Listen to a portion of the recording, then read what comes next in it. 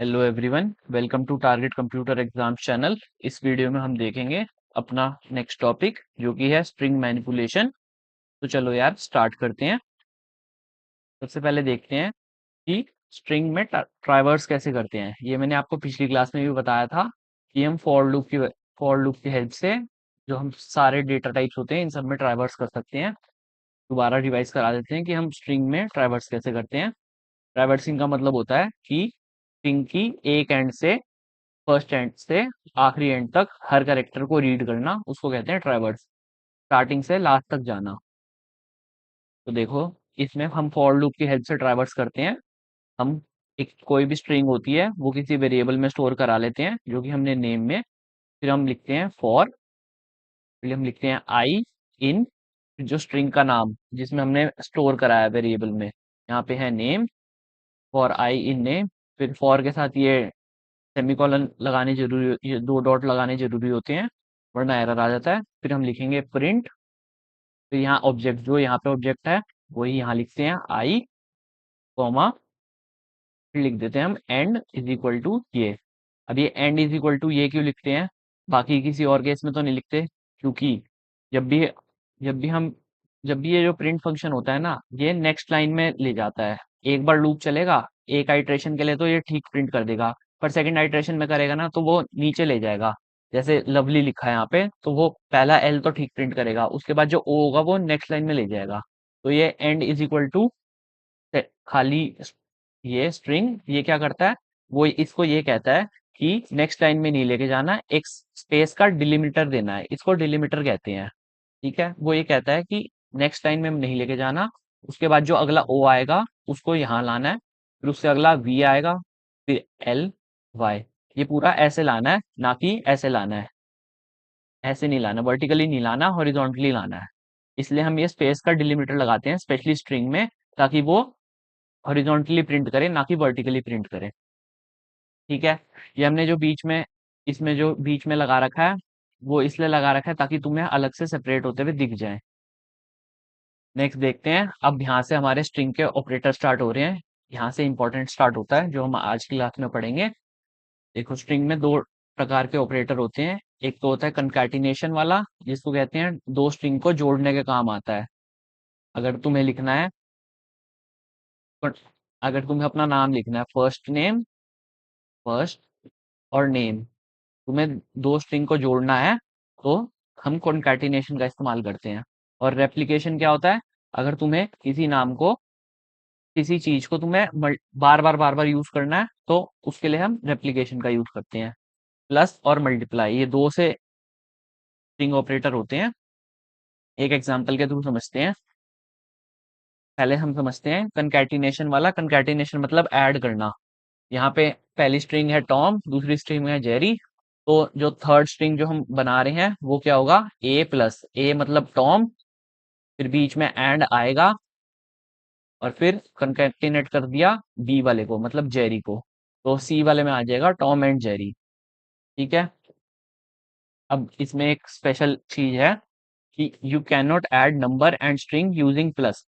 Concatenate तुम string को string के साथ कंकैटिनेट कर सकते हो, और अगर मल्टीप्लिकेशन करना है तो स्ट्रिंग को किसी नंबर के साथ मल्टीप्लाई कर सकते हो। यहाँ पे ये नहीं समझना कि तुम स्ट्रिंग को किसी नंबर के साथ कंकैटिनेट नहीं कर सकते, ये भी गलत है। और किसी स्ट्रिंग को स्ट्रिंग से मल्टीप्लाई भी नहीं कर सकते, ये भी गलत है। ये दोनों ठीक हैं और ये दोनों गलत हैं। मतलब मैं दोबारा बता देता हूँ, जब भी कंकैटिनेशन होगा, जब भी जोड़ होगा, तो स्ट्रिंग का स्ट्रिंग के साथ जोड़ होएगा, कभी भी स्ट्रिंग का नंबर के साथ जोड़ नहीं होगा। यहाँ पे अगर टॉम लिखा है और बी वाले केस में थ्री लिखा है तो टॉम थ्री नहीं आएगा। ठीक है, अगर ये इंटीजर है, अगर अगर हमने बी का नाम में ऐसे लिख रखा होगा थ्री तो आ सकता है। नेक्स्ट देखते हैं। देखो, अब अपना है रेप्लिकेशन वाला। इसमें हमने गो स्ट्रिंग को इस वेरिएबल में स्टोर करा दिया, लाइन वेरिएबल में। अब हम कर रहे हैं print line into three, concatenate कर रहे हैं।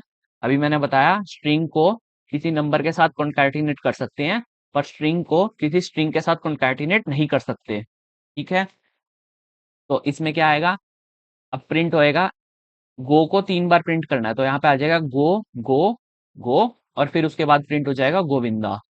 ये आएगा आउटपुट स्क्रीन पे। तो आंसर आ जाएगा गो, गो, गो गोविंदा। तो अब नोट में क्या लिखा है, you can not multiply string and string using multiplication. वही है, स्ट्रिंग को स्ट्रिंग के साथ मल्टीप्लाई नहीं कर सकते, हमेशा स्ट्रिंग को नंबर के साथ मल्टीप्लाई करना है। और कंकैटिनेट करते हुए स्ट्रिंग को किसी नंबर के साथ कंकैटिनेट नहीं कर सकते, स्ट्रिंग को हमेशा स्ट्रिंग के साथ कंकैटिनेट करना है। ठीक है, आई होप आपको समझ आ गया होगा। अब देखते हैं मेंबरशिप ऑपरेटर क्या क्या होते हैं। ये हमने पिछली क्लास में भी पढ़ा था, इन और नॉट इन दो मेंबरशिप ऑपरेटर होते हैं पाइथन में। ये क्या बताते हैं, ये चेक करते हैं presence of characters in the string. ये किसी स्ट्रिंग में कोई कैरेक्टर प्रेजेंट है तो उसको बताते हैं। अब मैंने तुम्हें फर्स्ट क्लास में बताया था कि पाइथन एक केस सेंसिटिव लैंग्वेज है, जिसका मतलब है कि जो कैपिटल टी है और जो स्मॉल टी है, ये दोनों अलग अलग हैं, ये दोनों सेम नहीं है, ये दोनों सेम नहीं है। तो अब देखते हैं मेंबरशिप ऑपरेटर क्या करता है। मेंबरशिप ऑपरेटर कहता है कि चेक करता है कि कोई पर्टिकुलर कैरेक्टर किसी स्ट्रिंग में प्रेजेंट है या नहीं है, या नहीं है। देखो, ए इन पाइथन, क्या पाइथन में तुम्हें ए दिख रहा है, नहीं दिख रहा, तो ए इन पाइथन नहीं है, तो फॉल्स आ गया। ए इन जावा, क्या जावा में ए दिख रहा है, हाँ जी ये देखो ये दिख रहा मुझे, तो ट्रू आ गया। पीईआर इन ऑपरेटर्स, तो ये देखो ये दिख रहा पीईआर इन ऑपरेटर्स, ठीक है। क्या मैन इन मेंबरशिप दिख रहा है, एम ई एन, तीनों लगातार कहीं आ रहे हैं, एम ई तो आ रहा है, एन नहीं आ रहा। एम एम लिखा है, मैम लिखा है, मैन नहीं लिखा, तो ये फॉल्स हो गया। ठीक है। मैन इन मैनिपुलेशन, अब ये बताओ क्या मैन इन मैनिपुलेशन ट्रू है या फॉल्स है। ये है फॉल्स। मैं मेरे को इस वाली मैनिपुलेशन में मैन नहीं दिख रहा। अब तुम कहोगे भैया ये देखो पहले 3 अक्षर लिखे तो हैं मैन में, पर देखो पाइथन एक केस सेंसिटिव लैंग्वेज है, इसमें capital M is not equal to small M. ठीक है, तो ये वाला कैपिटल एम यहाँ पे नहीं है, तो ये इसमें मैनिपुलेशन में नहीं है, तो इसका आंसर आ गया फॉल्स। अब देखो प्री नॉट इन प्रेजेंस, पहले बताओ प्री इन प्रेजेंस है, प्री इन प्रेजेंस है, तुम बोलोगे फॉल्स है। प्री का पी देखो कैपिटल है ये, और प्रेजेंस में स्मॉल है, तो क्या ये है इसमें, इसका आंसर आएगा फॉल्स। तो अब दूसरा ऑपरेटर क्या है, not in, pre not in presence, इनका देख लो, जो नॉट इन का होगा वो उसका अपोजिट हो जाएगा, प्री नॉट इन प्रेजेंस। क्या इस वाले में pre pre not in presence क्या नहीं है इसमें, हाँ नहीं है, अगर छोटा पी होता तो फॉल्स आता, ये इसमें सही है। दोबारा समझा देता हूँ, प्री नॉट इन प्रेजेंस, क्या कैपिटल प्री जो लिखा है वो प्रेजेंस में है, नहीं है ना, इसलिए नॉट इन प्रेजेंस तो नहीं है, तो इसलिए ट्रू आ गया। अब देखते हैं कंपैरिजन ऑपरेटर्स क्या होते हैं स्ट्रिंग के केस में। देखो इसमें हमने 3 स्ट्रिंग ले रखे हैं, स्ट्रिंग 1, स्ट्रिंग 2, स्ट्रिंग 3। स्ट्रिंग 1 में हमने ले रखा है प्रोग्राम, स्ट्रिंग 2 में ले रखा है पाइथन जिसका पी स्मॉल है, और स्ट्रिंग 3 में ले रखा है पाइथन जिसका पी है कैपिटल। क्या string 1 equal equal to string 2 है, क्या स्ट्रिंग 1 स्ट्रिंग 2 के इक्वल है, क्या पाइथन प्रोग्राम के इक्वल है। इसमें हम कैसे चेक करते हैं, comparison of strings will be on the basis of ASCII code, ASCII code से चेक करते हैं। अगर पहले का एस्काई कोड बड़ा होगा, अगर कैपिटल स्मॉल ए का एस्काई कोड बड़ा होता है, स्मॉल ए का एस्काई कोड अगर 97 है तो कैपिटल ए का 65 है, तो इसमें स्मॉल ए वाला ये बड़ा होगा, इसका एस्काई कोड बड़ा होता है इसलिए ये बड़ा होता है। तो देखो स्ट्रिंग 1 क्या स्ट्रिंग 2 के इक्वल है, एक में लिखा है प्रोग्राम, दूसरे में लिखा है पाइथन, क्या दोनों इक्वल है, नहीं है, तो ठीक है। अब देखो ये जो मैंने पिछली पिछली क्लास में भी बताया था, ये जो एक्सक्लेमेटरी और इज इक्वल टू होता है इसको कहते हैं not equal to, not equal to.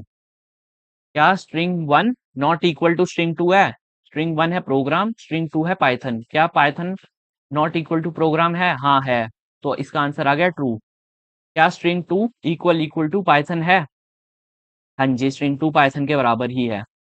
क्या स्ट्रिंग 2 ग्रेटर देन स्ट्रिंग 3 है, अब स्ट्रिंग 2 देखो क्या है, स्ट्रिंग 2 लिखा है पाइथन जिसका है पी स्मॉल। अब मैंने बताया अभी तुम्हें कि जो कैपिटल वाली जो स्मॉल वाली एबीसीडी होती है वो कैपिटल वाले से बड़ी गिनी जाती है, क्योंकि उसकी एस्काई वैल्यू बड़ी होती है कैपिटल वाले से। तो हमें पता है कि स्मॉल पी जो है वो कैपिटल पी से बड़ा होता है, तो हाँ स्ट्रिंग 2 में स्मॉल पी लिखा और स्ट्रिंग 3 में कैपिटल पी लिखा है, तो क्या ये बड़ा है? हाँ जी, ट्रू। क्या स्ट्रिंग वन स्ट्रिंग थ्री से बड़ा है? अब देखो स्ट्रिंग थ्री क्या है? स्ट्रिंग थ्री है पाइथन, और स्ट्रिंग वन क्या है? प्रोग्राम, वो भी स्मॉल वाला, जिससे स्मॉल से स्टार्ट हो रहा है। हाँ, ये हमें वैसे ही दिख रहा है, क्योंकि देखो पहले फर्स्ट फर्स्ट लेटर से कंपेयर करना स्टार्ट करते हैं। क्या पी, क्या कैपिटल पी स्मॉल पी से छोटा है? हाँ, कैपिटल पी स्मॉल पी से छोटा होता है, तो ट्रू हो गया ये भी। ठीक है, अब तुम्हें कंपैरिजन ऑपरेटर में ये याद रखना है कि एस्काई कोड से कंपैरिजन होता है। एस्काई कोड देखते हैं और छोटी एबीसीडी का एस्काई वैल्यू बड़ी होती है, मतलब ग्रेटर होती है बड़ी वाली एबीसीडी से। और ये भी याद रखना है कि पाइथन एक केस सेंसिटिव लैंग्वेज है, इसमें छोटे छोटे वाले लेटर्स, छोटी ABCD is not equal to बड़ी एबीसीडी। ठीक है, नेक्स्ट चलते हैं। इंपॉर्टेंट क्वेश्चन है, ये पूछ लेता है एमसीक्यू में, बहुत बार आ रखा है ये केवीएस में भी, डी ट्रिपल एस में भी। ये अब क्या कह रहा है कि पाइ किसी भी, अगर तुम्हें कोई भी ऑर्डिनल पोजीशन दे दी और उससे तुम्हें पूछे कि करेक्टर कैसे निकालना है, या फिर तुम्हें दे रखा हो करेक्टर दे रखा हो और उसकी पोजीशन पूछे, तो उसके लिए दो फंक्शन होते हैं, एक तो होता है ओआरडी और एक होता है सीएचआर। ठीक है, जब भी तुम्हें कोई करेक्टर दे दे और उसकी ऑर्डिनल पोजीशन तुमसे पूछे, तो ओआरडी का इस्तेमाल करते हैं। ओआरडी फंक्शन क्या बोलता है कि मुझे तुम करेक्टर दे दो, मैं उसकी पोजीशन बता दूंगा। ठीक है, ओआरडी में हमने कैपिटल ए दिया, तो इसने उसने उसकी आउटपुट दे दी जो कि है 65। ये हमने पिछले स्काई कोड दे दिया, उसने 65। ये मैंने पिछले इसमें भी बताया था, ये देखो, ये जो टेबल में एक ही स्काई कोड है 65, तो वो 65 दे देगा। अगर ओआरडी फंक्शन में हम ए पास करेंगे, तो उसका स्काई कोड दे देगा 65। ठीक है, हमने ओआरडी फंक्शन में ए पास किया करेक्टर, तो उसने उसका स्काई कोड दे दिया 65। अब सीएचआर फंक्शन क्या करता है? सीएचआर फंक्शन में हम अगर हम उसका एसआई कोड उसके अंदर पास करें, तो वो उसके कॉरस्पॉन्डिंग कैरेक्टर वैल्यू दे देता है। हमने अभी देखा कि कैपिटल ए की एसआई कोड था 65, तो कैपिटल बी का एसआई कोड क्या होगा? 66। अब हमने कैरेक्टर फंक्शन में 66 एसआई कोड दे दिया, तो कैरेक्टर फंक्शन क्या काम करता है? उसके कॉरस्पॉन्डिंग जो कैरेक्टर होता है, कैरेक्टर कैरेक्टर का नाम ही है, देखो कैरेक्टर दे दूंगा मैं, तो सीएचआर का मतलब करेक्टर, करेक्टर दे दूंगा। तुम मुझे एसआई कोड दो, मैं उसके कॉरस्पॉन्डिंग करेक्टर दे दूंगा। तो हमने एसआई कोड पास किया 66, तो उसने उसके कॉरस्पॉन्डिंग आउटपुट दे दिया बी। ये याद रखना है कि ओआरडी फंक्शन क्या करता है और सीएचआर फंक्शन क्या करता है। नेक्स्ट देखते हैं, मोस्ट इंपॉर्टेंट टॉपिक जो पूछा जाता है, और यही पूछेगा, जो भी तुम्हारे एमसीक्यूज वगैरह आएंगे उसमें यही पूछता है कि स्ट्रिंग की स्लाइसिंग कैसे करते हैं। तो देखो यार, स्ट्रिंग की स्लाइसिंग का मतलब होता है, स्लाइस का मतलब क्या होता है? स्लाइस का मतलब होता है कोई पार्ट ऑफ किसी ब्रेड की स्लाइस, पूरी ब्रेड के लोफ में से कोई एक पीस उठाना, मतलब उसका वो स्लाइस उठाना। ठीक है, तो वो क्या होता है? किसी पूरी बड़ी स्ट्रिंग में से कोई छोटा निकालने को कहते हैं स्लाइस।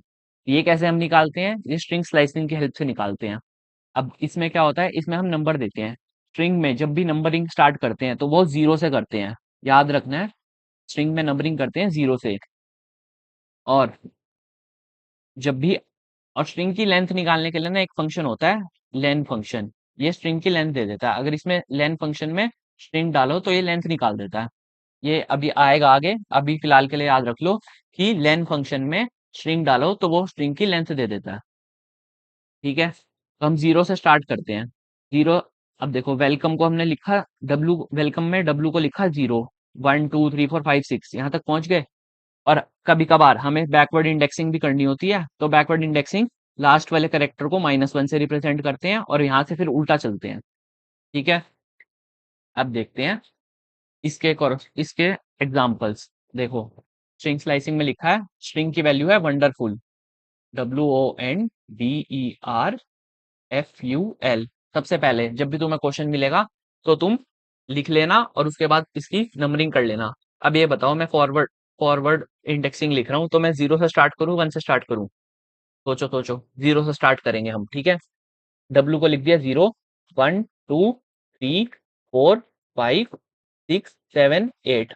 अब बैकवर्ड इंडेक्स लिख रहा हूं मैं, कहाँ से स्टार्ट करूं?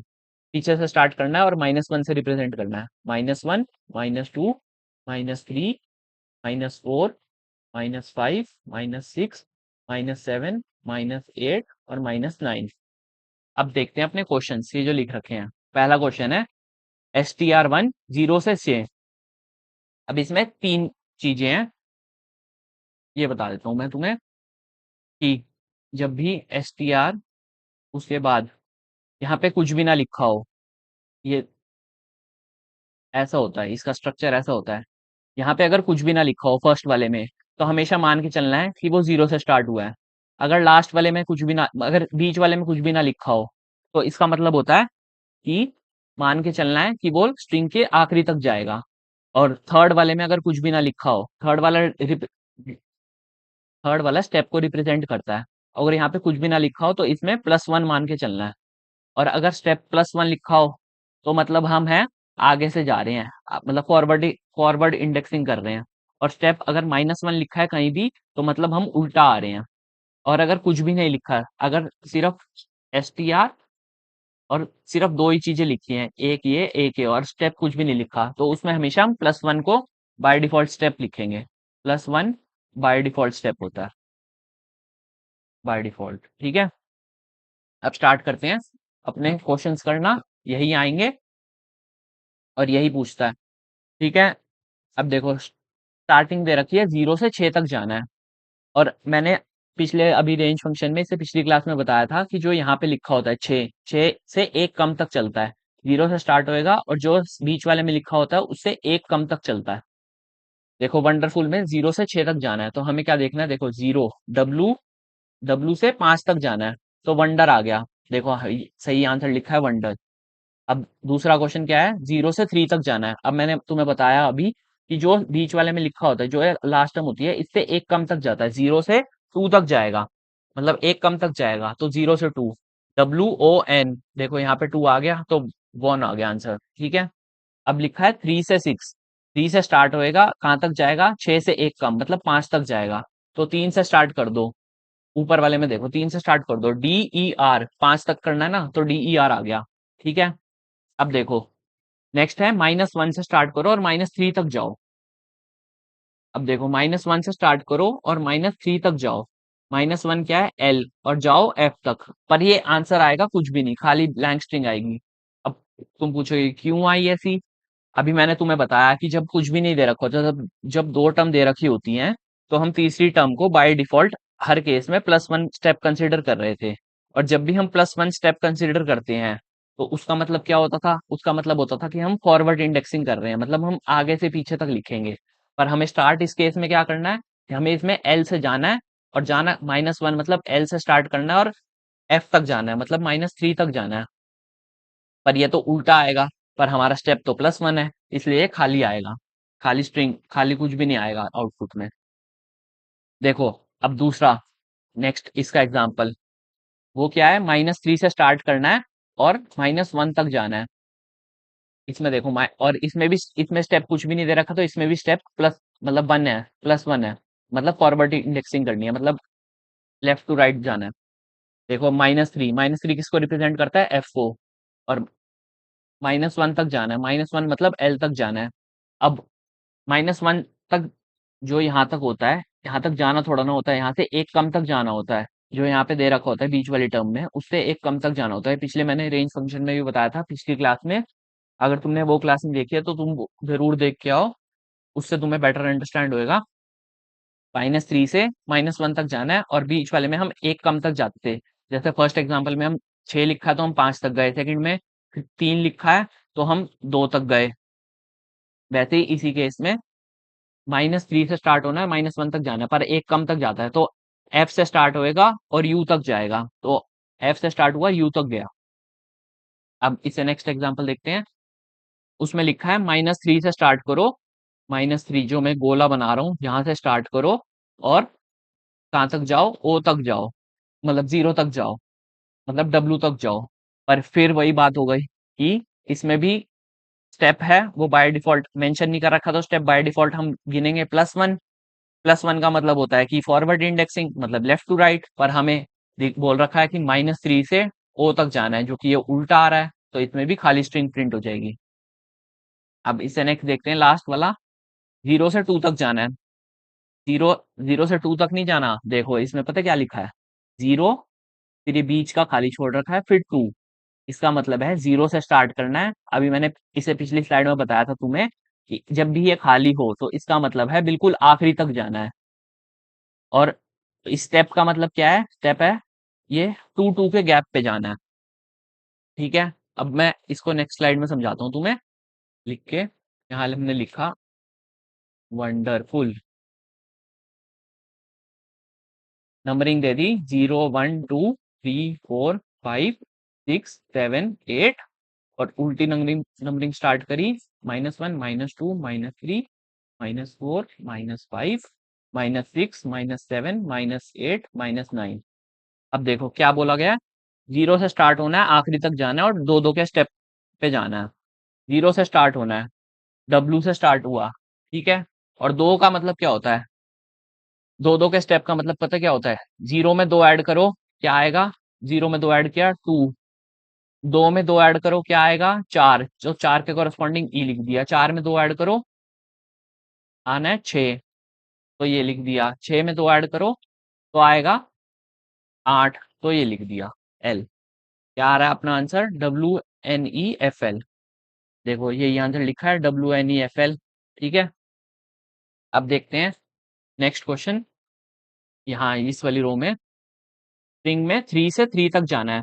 अब देखो ये हो सकता है, तुम कह रहे हो कि तुम 3 से स्टार्ट करो, और मैंने अभी बताया ये जो लास्ट टर्म लिखी होती है बीच वाली टर्म, इससे एक कम तक जाता है। तुम कह रहे हो डी से स्टार्ट करो और उल्टा, डी से स्टार्ट करो और एक कम मतलब टू तक जाओ, पर स्टेप तो पॉजिटिव है तो वहीं तक रहेगा।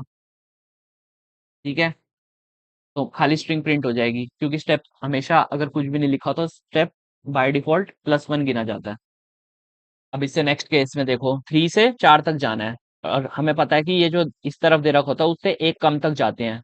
4 से एक कम मतलब 3, 3 से स्टार्ट करो और 3 तक रहो, तो मतलब 3 वाला प्रिंट हो जाएगा। 3 से स्टार्ट करो 3 तक रहो, तो 3 पे क्या है, डी रिप्रेजेंट कर रहा है, तो डी प्रिंट हो गया।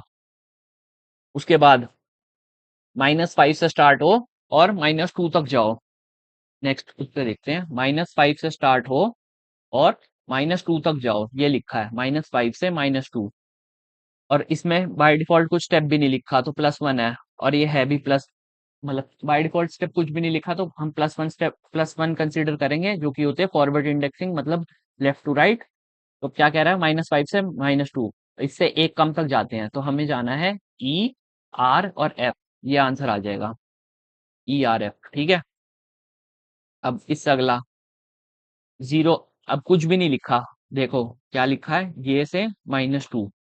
यहाँ यहाँ पे जब कुछ भी नहीं लिखा होता तो बाय डिफॉल्ट मैंने अभी इससे पिछली वाली स्लाइड में बताया था कि वहां पे जीरो कंसीडर करना है। अब हमें कहाँ से जाना है, जीरो से जाना है -2 तक, जीरो से जाना है -2 तक। तो देखो हमें जाना है जीरो से, जीरो मतलब इस डब्लू से जाना है -2 तक, -2 मतलब यू, इससे एक कम तक जाना है। ठीक है, तो क्या आएगा, WONDERF तक आएगा, वंडर ऑफ।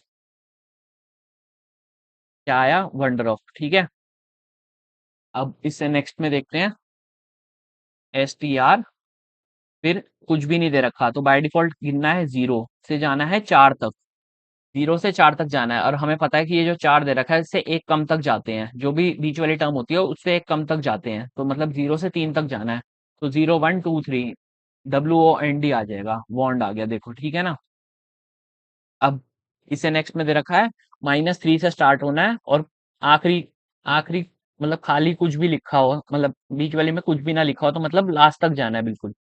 -3 से स्टार्ट हो, -3 का मतलब क्या होता है, एफ, ये देखो -3 F लिखा है, -3 के कोरस्पॉन्डिंग एफ से स्टार्ट होना और आखिरी तक जाना है, तो FUL आ गया।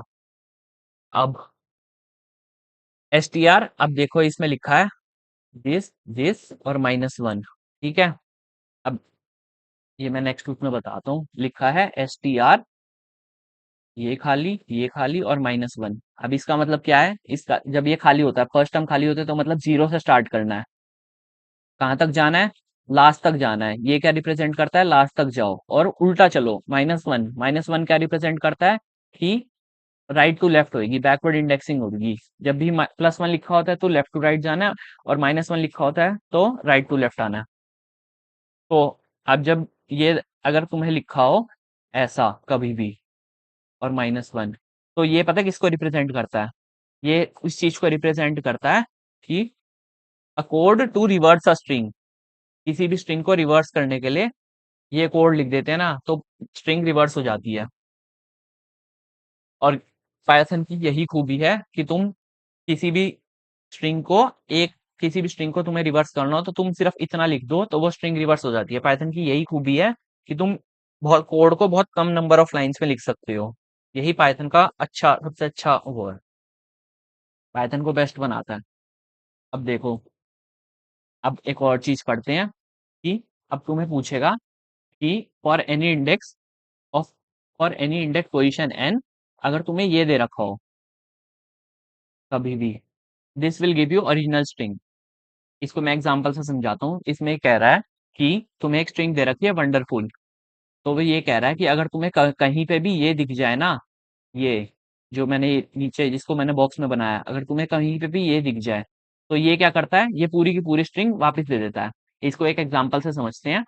यहाँ पे n की वैल्यू मान लो 3 है अगर, तो ये क्या करेगा, पहला वाला केस क्या बोल रहा है, 0 से स्टार्ट होना है, 3 तक जाना है वंडरफुल में। तो वंडरफुल में देखो 3 तक क्या होता है, 0 1 2 3 4 5 6 7 8। अब 0 से 3 लिखा है तो इससे एक कम तक जाता है, तो फर्स्ट वाला क्या आंसर देगा, 0 1 2, मतलब WON दे दिया फर्स्ट वाले ने। ठीक है, मैं पेन का कलर करता हूँ चेंज। अब देखो ये जो दूसरा वाला ऑप्शन है, दूसरा वाला ऑप्शन क्या देगा आंसर, दूसरा वाला ऑप्शन आंसर देगा, ये दूसरा वाला ऑप्शन आंसर देगा, n की वैल्यू 3 लिया, 3 से और ये खाली छोड़ दिया। खाली छोड़ने का मतलब क्या होता है, बिल्कुल लास्ट तक जाएगा। ठीक है, 3 से लास्ट तक जाएगा, प्लस 3 से लास्ट, 3 किसको रिप्रेजेंट कर रहा है, डी से, DERFUL। इसका मतलब ये है, अब दो स्ट्रिंग का कंकैटिनेशन करोगे, अगर दो स्ट्रिंग का कंकैटिनेशन हो जाता है, स्ट्रिंग प्लस स्ट्रिंग हमेशा अलाउड है, स्ट्रिंग प्लस नंबर कभी भी अलाउड नहीं है। Number string into number allowed है, स्ट्रिंग इंटू स्ट्रिंग अलाउड नहीं है। अब दो स्ट्रिंग का कंकैटिनेशन किया तो वो अलाउड है। तो WON प्लस DERFUL, इसका टोटल आंसर क्या आया इस पूरे का, वंडरफुल इसने दे दिया। तो क्या तुम्हें वही स्ट्रिंग ऑब्टेन हो गई जो तुमने पहले जिससे स्टार्ट किया था? तो ये मैं ये बताना चाहता हूँ कि क्या तुम्हें ये जो मैंने बॉक्स में बना रखा है, तो क्या तुम्हें ये कोड लिखने से वही मिल गया जो तुमने स्टार्ट किया था? अब नेक्स्ट देखते हैं। String slicing will never return error even if you pass a wrong index which is not in the string। देखो, अगर किसी स्ट्रिंग में, इसका मतलब ये है, string slicing will never give error even if you pass index which is not in string। अगर किसी भी स्ट्रिंग में कोई इंडेक्स नहीं है तो वो तुम्हें एरर नहीं देता।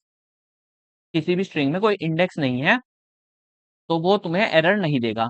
इसका मतलब ये है कि अगर तुम यहाँ पे, मतलब मान लो तुमने स्ट्रिंग की वैल्यू ली तुमने पाइथन, ठीक है, इसका मतलब ये है, और इसका नंबरिंग क्या स्टार्ट होगी, 0 1 2 3 4 5। अगर तुम ऐसा लिखो कि STR लिखो 6, अब यहाँ पे तो है ही नहीं 6 वाली, तुम चाह रहे हो कि पाइथन में हम 6 वाला नंबर इंडेक्स एक्सेस कर सकें, 6 नंबर वाला एक्सेस कर सकें, तो ये तुम्हें एरर देगा, ये तुम्हें देगा एरर। पर अब तुम चाहते हो कि हम ट्राइवर्स कर सकें, दूसरे केस में तुम चाह रहे हो कि हम STR में 10 से 15 के बीच का इंडेक्स ट्राइवर्स कर सकें, 10 से स्टार्ट हो और एक कम 14 तक जाए, तो वो तुम चाह रहे हो कि हम ट्राइवर्स कर सकें, तो इस केस में एरर नहीं देगा। जब भी ऐसा लिखा हो तो इस केस में विल नॉट गिव एरर। ठीक है, अगर किसी सिंगल वाले को लिखा है तो मतलब होता है कि उसमें तुम एलिमेंट को एक्सेस कर रहे हो। नेक्स्ट चलते हैं, ये प्रोग्राम तो नहीं है हमारे उसमें। अब है स्ट्रिंग, स्ट्रिंग के फंक्शंस।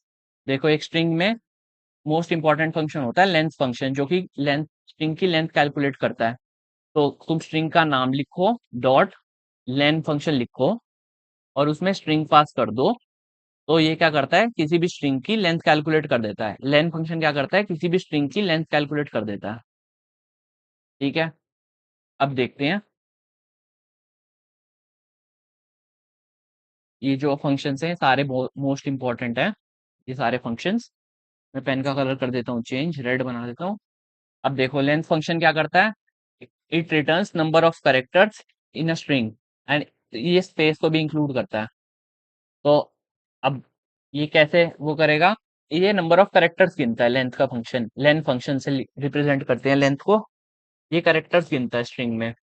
तो पाइथन में कितने कैरेक्टर्स हैं, PYTHON, ओ और एन, 1 2 3 4 5 6। देखो इसने 6 रिटर्न कर दिया। लर्निंग पाइथन इसमें कितने हैं, इसमें ये स्पेस वाले को भी काउंट करता है, ये याद रखना है। ठीक है। अब दूसरा फंक्शन है कैपिटलाइज फंक्शन। कैपिटलाइज फंक्शन क्या करता है, ये किसी भी स्ट्रिंग की पहले उसको, the function is use to convert first letter of sentence in capital letter. जैसे यहाँ पे आई लव इंडिया लिखा है जिसका आई है स्मॉल, और लव और इंडिया। ठीक है। तो ये क्या करेगा, किसी भी सेंटेंस के पहले लेटर को कैपिटल बना देगा, जो कि बना देगा ये आई को कैपिटल। ठीक है। नेक्स्ट टाइटल क्या करता है, title function is use to convert first letter of every word. ये कैपिटलाइज सिर्फ पूरे सेंटेंस के पहले वर्ड के पहले लेटर को कैपिटल बना रहा था, पर टाइटल फंक्शन क्या करेगा, पूरे सेंटेंस के हर वर्ड के हर पहले लेटर को कैपिटल बना देगा। हेलो हाउ आर यू में एच को कैपिटल बना दिया, इस वाले एच को कैपिटल बना दिया, ए को कैपिटल बना दिया, यू वाई को कैपिटल बना दिया। अपर फंक्शन क्या करेगा, लोअर केस से अगर कोई भी केस लिखा होगा उसको अपर केस में कन्वर्ट कर देगा, इसका काम है। बेशक अपर केस लिखा हो तो अपर केस में रहने देगा, लोअर केस में लिखा हो तो उसको भी अपर केस में कन्वर्ट कर देगा। ठीक है। अब लोअर लोअर फंक्शन क्या काम करता है, अगर किसी कोई चीज अपर केस में लिख रखी हो तो वो उसको लोअर केस में कन्वर्ट कर देता है। इफ वाइल प्रिंट सब कैपिटल में लिखे थे, str dot lower, lower function क्या करेगा, हर फंक्शन हर उसको ये छोटे वाले केस में कन्वर्ट कर देगा, लोअर केस में कन्वर्ट कर देगा। अब नेक्स्ट है काउंट। काउंट फंक्शन क्या करता है, काउंट फंक्शन ये करता है कि कोई लेटर कितनी बार आया हुआ है। ये कोई सब, इसमें हम सब स्ट्रिंग पास करते हैं और फिर नेक्स्ट वैल्यू क्या पास करते हैं, कहाँ से स्टार्ट करें। और अगर हम कोई भी वैल्यू पास नहीं करते तो ये स्टार्टिंग से स्टार्ट हो जाता है और आखिरी तक चेक करता है। तो देखो इसमें क्या दे रखा है, I love India, India is best. हमने सब स्ट्रिंग भेजी इसमें इंडिया, तो ये काउंट करेगा इंडिया कितनी बार आ रखा है। एक बार इंडिया यहाँ रखा है, एक बार इंडिया यहाँ रखा है, तो इसने आंसर दे दिया 2 बार। ठीक है। अब दूसरी बार दूसरे केस में हमने क्या पूछ रखा है, दूसरे केस में हमने फंक्शन में वैल्यू पास करी, एक तो इंडिया जो कि हमने फाइंड करना है, और कहाँ से स्टार्ट करना है, 10 नंबर इंडेक्स से स्टार्ट करना है। अब 10 नंबर इंडेक्स कहाँ से आया, ये आई हो गया 1, स्पेस हो गया 2, एल हो गया 3 4, 3 4 5 6, फिर ये वाला स्पेस हो गया 7, फिर ये 8, फिर ये 9। यहाँ से इस डी से स्टार्ट करे और इसके बाद बाकी स्ट्रिंग में देखे कि कहीं तुम्हें इंडिया दिख रहा है, तो हाँ जी, इसने ये वाला एक इंडिया मिला इसको पूरे स्ट्रिंग में, तो इसलिए आंसर आया 1। अगर इसको स्ट्रिंग में कोई भी मतलब अगर मान लो इसको इंडिया नहीं दिखता तो ये आंसर रिटर्न कर देता 0। ठीक है। अब फाइंड फंक्शन क्या करता है, फाइंड फंक्शन ये करता है कि वो रिटर्न कर देता है index position of the string given. जब भी उसको पहली बार स्ट्रिंग दिखे तो वो उसका इंडेक्स पोजीशन रिटर्न कर देता है, जब भी पहली बार उसको अकर हुए दिखे। देखो स्ट्रिंग डॉट फाइंड में हमने इंडिया पास किया तो ये स्टार्टिंग से देख, और हमने कोई यहाँ पे स्टार्ट वाला वो नहीं किया, तो ये स्टार्टिंग से देखेगा। जब भी इसको पहली बार इंडिया पूरा दिखेगा जहां से स्टार्ट हो रहा है उसका इंडेक्स वो रिटर्न कर देगा। अब देखो आई का इंडेक्स 0, फिर ये स्पेस का इंडेक्स 1 2 3 4 5, फिर दोबारा स्पेस आई 6, फिर आई का इंडेक्स यहाँ पे हुआ 7, और इसको इंडिया दिख गया तो ये 7 इंडेक्स पास कर देगा, जो कि हमारा आंसर। अब नेक्स्ट एग्जांपल में देखते हैं, इसमें हमने 10 से स्टार्ट किया है। 10 कहाँ पे पढ़ रहा था हमने, अभी ऊपर देखा इस डी से स्टार्ट हो रहा था। ठीक है। अब यहाँ से वो स्टार्ट करेगा देखना, इस इस लाइन जहां मैंने हॉरिजॉन्टल लाइन बनाई है यहाँ से आगे से देखना स्टार्ट करेगा। अब देखो यहाँ से वो चेक करेगा कि इंडिया मिल रहा है मुझे, हाँ मिल रहा है, कौन से इंडेक्स पे मिल रहा है, तो वो इंडेक्स रिटर्न कर देगा। वो कैसे होएगा, 10, डी की वैल्यू 10 11 12, फिर एक डॉट है 13, और फिर यहाँ से मिल गया 14। तो ये इंडिया इसको मिला 14वें नंबर इंडेक्स पे, तो इसने आंसर दे दिया 14। नेक्स्ट देखते हैं कि इंडेक्स फंक्शन क्या काम करता है। Index function returns index of position of substring. ये किसी भी सबस्ट्रिंग की पहली पोजीशन जहां पे उसको दिख जाता है वो, जैसे तुमने सबस्ट्रिंग इसमें डाली, ओ डाली इसमें सबस्ट्रिंग, जब भी उसको वो पहली बार दिखेगा तो वो उसका इंडेक्स रिटर्न कर देगा। अब कैसे इसने रिटर्न किया, ये देखो, आई का इंडेक्स हुआ 0, यहाँ पे स्पेस है बीच में तो उसका इंडेक्स हुआ 1, एल का इंडेक्स हुआ 2, उसके बाद आया ओ। ओ कौन से इंडेक्स पे है, 3 इंडेक्स पे है, तो इसने आंसर दे दिया 3। और अगर इसको इंडेक्स नहीं मिलता, जैसे पिछले केस में अगर इंडेक्स ना मिले तो वो आंसर दे रहे थे 0, मतलब काउंट वाले में अगर उसको वो नहीं मिलता, काउंट वाले में अगर वो काउंट ना करे तो वो आंसर दे रहा था 0। परंतु अगर इसको वो लेटर ना मिला जिसको ये काउंट कर रहा है, तो ये एरर दे देगा सबस्ट्रिंग नॉट फाउंड, ये एरर की वो आ जाएगी। ठीक है, नेक्स्ट देखते हैं। नेक्स्ट है इज एलनम। अब जो भी ये इज वाले से स्टार्ट हो रहे होंगे ना, जो भी अब अभी हम पढ़ेंगे इसके बाद से, जो भी इज वाले से स्टार्ट हो रहे होंगे, ये तो ये आउटपुट देगा ट्रू देगा आउटपुट, या ये आउटपुट देगा फॉल्स। ठीक है, तो चलो पढ़ते हैं। अब इज एलनम, अब ये क्या चेक करता है, ये चेक करता है या तो करेक्टर हो या फिर कोई नंबर हो, अल्फा न्यूमेरिक होना चाहिए, या तो कोई करेक्टर हो या नंबर हो, इसके अलावा कोई और स्पेशल कैरेक्टर नहीं होना चाहिए, या तो डॉलर या ये $, ये सब नहीं होना चाहिए। टेस्ट 1 2 3, क्या ये इज एलनम है, इज एलनम फंक्शन इसको चेक करेगा क्या टेस्ट में सिर्फ कैरेक्टर्स हैं या नंबर्स है, हाँ, और कोई तामझाम नहीं है, ना $, है ना डॉलर है, ना कुछ भी नहीं है, तो इसने आंसर दे दिया ट्रू। मैंने अभी तुम्हें बताया कि जो इज वाले स्टार्ट होते हैं ये आंसर हमेशा ट्रू या फॉल्स में देंगे।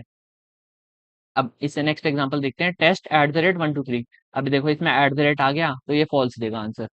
इज लोअर, ये क्या चेक करेगा कि क्या स्ट्रिंग में सारे कैरेक्टर्स लोअर केस में है, अगर सारे छोटे कैरेक्टर्स होंगे तो ट्रू दे देगा, और अगर एक भी बड़ा मिल गया तो आंसर दे देगा फॉल्स। इज अपर क्या चेक करेगा, ये चेक करेगा कि क्या सारे लेटर्स अपर केस में है, अगर कोई भी अपर केस में नहीं हुआ तो ये दे देगा फॉल्स, अगर सारे अपर केस में होंगे तो ये दे देगा ट्रू। अब इनके एग्जाम्पल देख लेते हैं। इंडियन में सारे देखो छोटे हैं तो इसने आंसर दे दिया ट्रू। इज लोअर ने, अब देखो इज लोअर वाले में एक कैपिटल आ गया तो इसने आंसर दे दिया फॉल्स। इज अपर में देखो सारे इंडियन में सारे कैपिटल लेटर हैं तो इसने आंसर दे दिया ट्रू। पर इस वाले में देखो, इस वाले में भी सारे कैपिटल हैं तो इसने आंसर दे दिया ट्रू। अब नेक्स्ट है इज स्पेस, ये फंक्शन क्या करता है, अगर सिर्फ it returns true if the strings contains only space, अगर स्ट्रिंग सिर्फ स्पेस खाली स्पेस कंसिडर, अगर स्ट्रिंग सिर्फ एक खाली स्पेस को रखेगी, कंटेन स्पेस करेगी, सिर्फ खाली स्पेस होगा स्ट्रिंग में, तो ये आंसर दे देगा ट्रू। पर कोई भी करेक्टर आ गया तो ये आंसर दे देगा फॉल्स। देखो स्पेस के बाद ए आ गया तो ये आंसर दे दिया इसने फॉल्स। अब इज अल्फा वही, अगर सारे अल्फाबेट होंगे तो ये आंसर दे देगी ट्रू, और अगर कोई भी अदर अदर अल्फाबेट, अगर अदर वो आ गया ये या फिर नंबर आ गया तो ये आंसर दे देगी फॉल्स। तो देखो कंप्यूटर में सारे अल्फाबेट हैं तो ये इसने आंसर दे दिया ट्रू, और हैशटैग में हैशटैग आ गया जो कि एक स्पेशल कैरेक्टर है तो इसने आंसर दे दिया फॉल्स। इस डिजिट क्या करेगा, अगर सारे अगर सारे डिजिट्स होंगी, सारे डिजिट्स होंगी तो आंसर दे देगा ट्रू। तो देखो इस, और अगर कोई भी वो आ गया अल्फाबेट कोई भी आ गया तो आंसर दे देगा फॉल्स। इसमें 1 2 3 गो, देखो GO लिखा आ गया तो इसने आंसर दे दिया फॉल्स, और यही इसमें सारी डिजिट्स हैं तो इसने आंसर दे दिया ट्रू। नेक्स्ट चलते हैं, important split function, most important पूछता है एग्जाम में स्प्लिट फंक्शन। ठीक है, ये क्या करता है, this function is use to split the strings based on delimiter. Delimiter अभी मैंने बताया था स्टार्ट में कि जैसे वो एंड इज इक्वल टू खाली स्पेस लिखी थी ना, जब भी उसको खाली स्पेस दिखेगी तो वो डिलीमीटर मतलब वो तोड़ देगा इसके, जब भी इसको खाली स्पेस दिखेगी, और ये कोई भी डिलीमीटर हो सकते हैं। अभी हम इस एग्जांपल में पढ़ेंगे कि इस एग्जांपल में देखो डिलीमीटर कॉमा को डिलीमीटर कर रखा है, जब भी इसको कॉमा दिखेगा तो ये तोड़ देगा। तो स्प्लिट फंक्शन क्या करता है, जब भी इसमें जो भी डिलीमीटर पास करते हैं, जब भी वो डिलीमीटर अकर करता है तो ये उसको तोड़ देता है, उस स्ट्रिंग को तोड़ देता है उस डिलीमीटर के अराउंड। और मोस्ट इंपॉर्टेंट कहाँ पे स्टोर करता है, store in the form of list. ये DSSB में क्वेश्चन पूछा था कि जो स्प्लिट फंक्शन है वो किस में वैल्यू स्टोर करता है? क्या वैल्यू टपल में स्टोर करता है, लिस्ट में स्टोर करता है? आंसर है कि वो वैल्यू लिस्ट में स्टोर करेगा। ठीक है। और डिफॉल्ट डिलीमीटर स्पेस होता है। जब भी कोई डिलीमीटर ना दे रखा हो तो वो डिफॉल्ट डिलीमीटर स्पेस होता है। देखो, एग्जाम्पल सब समझते हैं। मैसेज में इंडिया इज माई कंट्री लिखा है और कोई स्प्लिट में कोई डिलीमीटर पास नहीं किया, स्प्लिट में सिर्फ खाली फंक्शन लिखा है स्प्लिट, इसके ब्रैकेट में कोई डिलीमीटर पास नहीं किया, मतलब डिफॉल्ट डिलीमीटर है स्पेस। इसका मतलब है जब भी स्पेस अकर्ड होगा, इंडिया और इस के बीच में स्पेस अकर्ड हुआ, इस और माई के बीच में स्पेस मिला, इसको माई और कंट्री के बीच में इसको स्पेस मिला, जहां पे भी इसको स्पेस मिलेगा ये उसके अराउंड तोड़ देगा और कहाँ पे स्टोर करेगा? लिस्ट में स्टोर करेगा। लिस्ट क्या होती है? जो स्क्वायर ब्रैकेट, जो बड़े वाले स्क्वायर ब्रैकेट होते हैं, मतलब उसमें स्टोर करेगा। टपल क्या होती है? जो जो पैरेंथेसिस होते हैं इसमें स्टोर करने को टपल कहते हैं। और ये बड़े वाले ब्रैकेट में, बड़े वाले स्क्वायर ब्रैकेट में स्टोर करने को कहते हैं लिस्ट।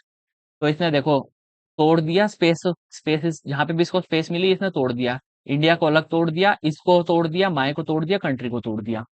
ठीक है, नेक्स्ट एग्जांपल समझते हैं। वन मोहित सेल्स और 9,000। ये क्या कर रहा है? हमने इसमें स्प्लिट फंक्शन अप्लाई किया और इसमें डिलीमीटर दे दिया कॉमा। हम कह रहे हैं इसको कि जब भी तुझे कॉमा दिखे तो तू उसको स्प्लिट कर दियो और उसको लिस्ट में स्टोर कर दियो। तो देखो, इसको वन और मोहित के बीच में कॉमा दिखा तो इसने वन और मोहित को तोड़ दिया। मोहित और सेल्स के बीच में कॉमा दिखा तो अलग कर दिया। इसने इसने चारों को अलग कर दिया। अब नेक्स्ट पढ़ते हैं पार्टीशन फंक्शन। पार्टीशन फंक्शन क्या करता है? इसके अंदर हम एक वर्ड इसमें भेजते हैं।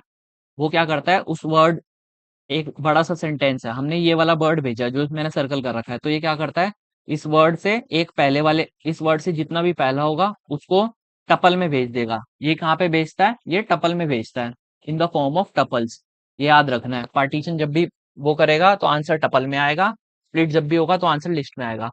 तो हम पार्टीशन के अंदर जो वर्ड भेजेंगे, मान लो हमने सर्कल के अंदर कोई वर्ड लिखा है ए, अगर पार्टीशन में हमने ए भेज दिया तो क्या करेगा? ए से पहले जितना लिखा होगा उसको एक टपल, एक आइडेंटिटी बना देगा टपल की, फिर दूसरी आइडेंटिटी बना देगा ए को, और थर्ड बना देगा तीन को, मतलब थर्ड आइडेंटिटी बना देगा जो भी ए के बाद लिखा होगा पूरे उसको।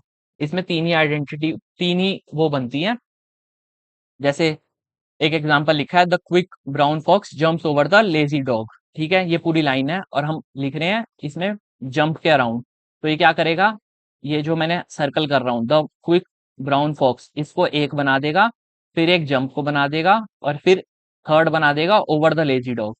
आंसर में क्या आएगा? टपल में आएगा आंसर। एक ये बन गया, फिर दूसरी ये बन गया, और तीसरा ये बन गया। टपल में आइटम, तीन आइटम बनती हैं इसमें। ठीक है, पहले वाले को कहते हैं हेड, दूसरे वाले को, बीच वाले को तो जो हम पास करेंगे वो आएगा, और थर्ड वाले को कहते हैं हम टेल। नेक्स्ट पढ़ते हैं स्ट्रिप। स्ट्रिप फंक्शन क्या होता है? ये भी इंपॉर्टेंट है, ये भी बहुत बार पूछा जाता है। स्ट्रिप फंक्शन क्या करता है? स्ट्रिप फंक्शन ये कहता है कि कोई भी वाइट स्पेस हो, एल स्ट्रिप का मतलब होता है लीडिंग स्ट्रिप, वाइट कोई भी पहले स्पेस दे रखा हो तुमने कंटेंट से पहले, तो वो उसको स्पेस को रिमूव कर देता है। आर स्ट्रिप क्या कहता है? कोई भी कंटेंट के बाद में तुमने स्पेस दे रखा हो तो वो उसको रिमूव कर देता है। और अगर खाली स्ट्रिप दे रखा हो तो वो आगे से भी रिमूव कर देता है, पीछे से भी रिमूव कर देता है। एक एग्जांपल के थ्रू समझते हैं। देखो, इसमें यहाँ पे हमने दो स्पेस दे रखी है, फिर हमने नोटिस लिख रखा है, फिर दो स्पेस दे रखी है। यहाँ पे भी दो स्पेस दे रखी है, यहाँ पे भी दो, यहाँ पे भी दो, यहाँ पे भी दो।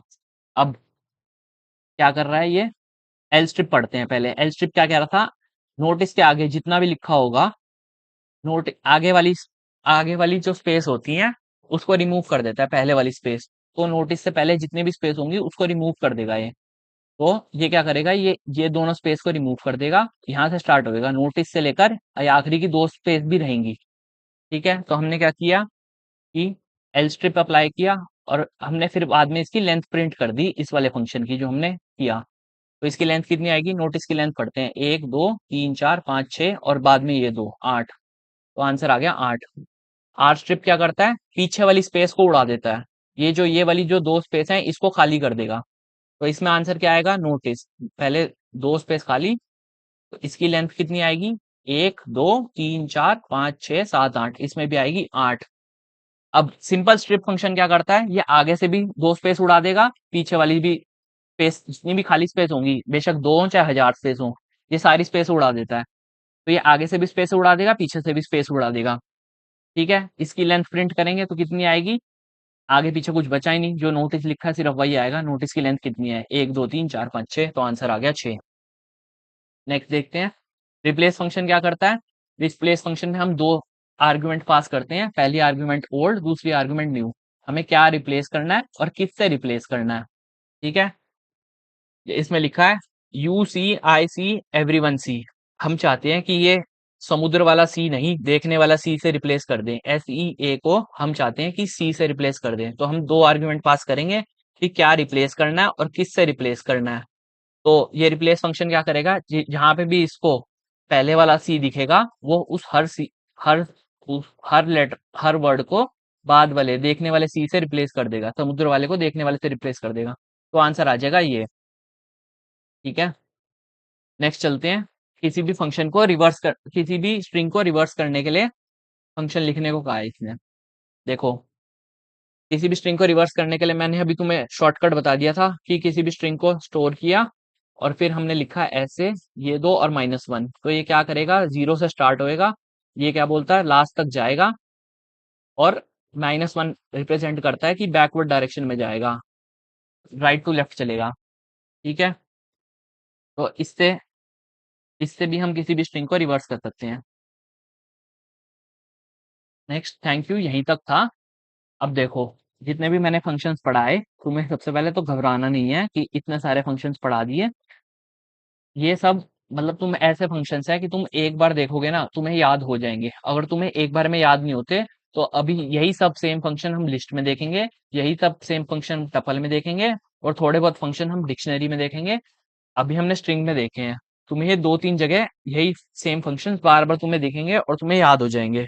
और बाकी तुम्हें बस यही याद रखना है कि तुम्हें इनका फंक्शंस का सिर्फ याद कर लेना है कि जो तुम्हें इस वाले होंगे, तो उनका मतलब है कि ये आंसर देंगे ट्रू में या फॉल्स में। ठीक है? सबसे इम्पोर्टेंट है तुम्हें स्लाइसिंग वाला याद रखना है कि 0 से स्टार्ट होएगा, कुछ भी ना दे रखा हो तो लास्ट तक जाता है, और स्टेप कुछ भी ना दे रखा हो तो बाय डिफॉल्ट स्टेप होता है +1। फंक्शंस का तुम्हें इतनी लोड लेने की जरूरत नहीं है, फंक्शंस आराम से तुम्हें कॉमन सेंस से हो जाएंगे। फंक्शंस का तुम्हें नाम पता होगा कि रिप्लेस फंक्शन क्या करता है, दो आर्ग्यूमेंट लेगा, जो तुम दोगे किसको बदलना है, किससे बदलना है। ठीक है, ऐसे ही सब फंक्शंस बताता रहेगा। मतलब फंक्शंस इतने मुश्किल नहीं है, बाकी लिस्ट और टपल में भी यही सेम फंक्शंस आएंगे, तुम्हें आराम से याद हो जाएंगे, इतनी लोड लेने वाली बात नहीं है। थैंक यू, चलो यहीं तक था। लाइक करो, कमेंट करो, और अपने दोस्तों के साथ शेयर करो, और सब्सक्राइब करो चैनल को। अगर तुम्हें ऐसी लेक्चर अच्छे लग रहे हो तो यार अपने दोस्तों के साथ शेयर करो, इससे मुझे बहुत मोटिवेशन मिलता है। Thank you guys.